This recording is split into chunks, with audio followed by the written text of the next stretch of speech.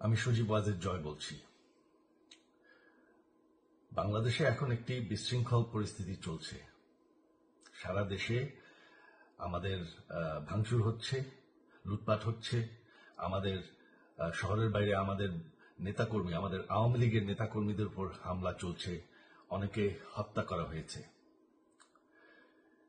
এই পরিস্থিতিতে আমি বলতে চাই, আওয়ামী লীগ হচ্ছে বাংলাদেশের সবথেকে পুরাতন গণতান্ত্রিক এবং সবথেকে বড় দল। আওয়ামী লীগ কিন্তু মরে যায়নি। আওয়ামী লীগ এই দেশকে, বাংলাদেশকে স্বাধীন করেছে। আওয়ামী লীগকে শেষ করা সম্ভব না।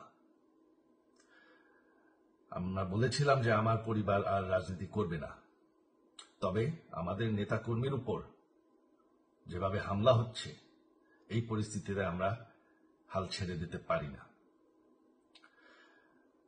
বাংলাদেশে যদি গণতন্ত্র, নতুন বাংলাদেশ গড়ে তুলতে হয়, আওয়ামী লীগ ছাড়া সম্ভব না। আওয়ামী লীগ হচ্ছে সবথেকে বড় দল। আওয়ামী লীগ কোথাও যাবে না, আওয়ামী লীগ শেষ হয়ে যাবে না। আওয়ামী লীগকে শেষ করা সম্ভব না।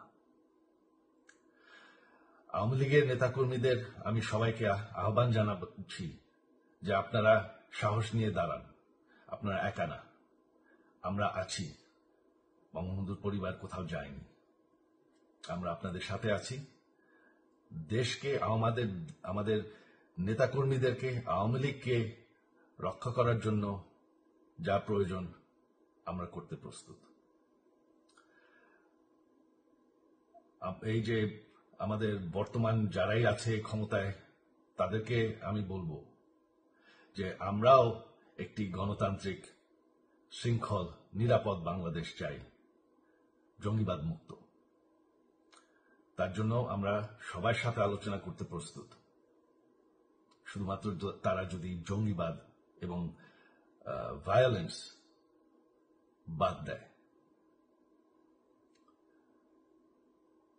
শেখ হাসিনা মরে যাননি, আমরা কোথাও যাইনি। বাংলাদেশ আওয়ামী লীগ ছাড়া গণতন্ত্র, নির্বাচন সম্ভব না। এই বলে আমি আমার কথা শেষ করছি। জয় বাংলা।